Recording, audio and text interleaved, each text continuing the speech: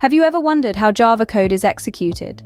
It's a fascinating journey, from the moment you type out your first line of code to the final output on your screen. Let's delve into this process, one step at a time.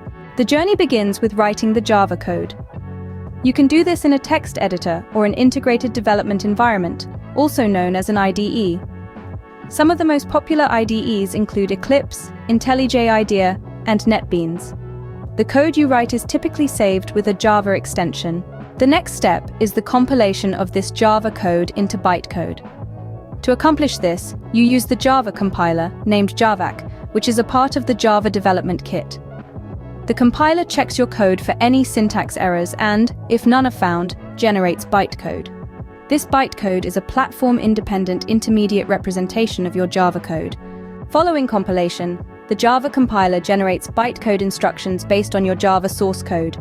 These instructions are saved in .class files, which are ready to be executed by the Java Virtual Machine, or JVM. Now, the JVM is not a simple tool. It's a platform-specific interpreter for the bytecode. It doesn't execute the bytecode directly on the underlying hardware, but instead interprets and translates it. When you run a Java program, the JVM loads the bytecode files generated during the compilation process.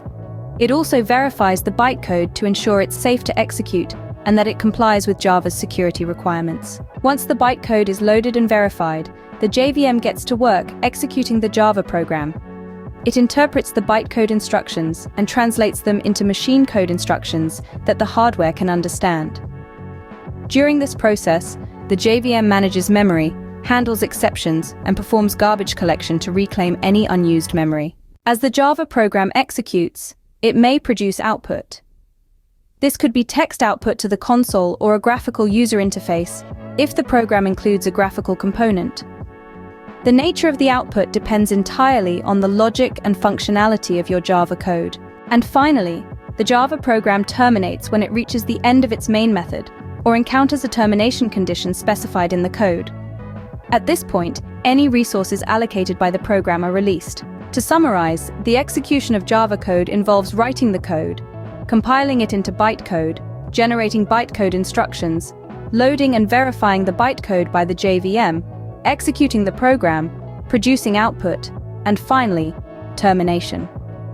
It's a complex journey, but one that allows Java's versatility and wide-ranging capabilities to shine.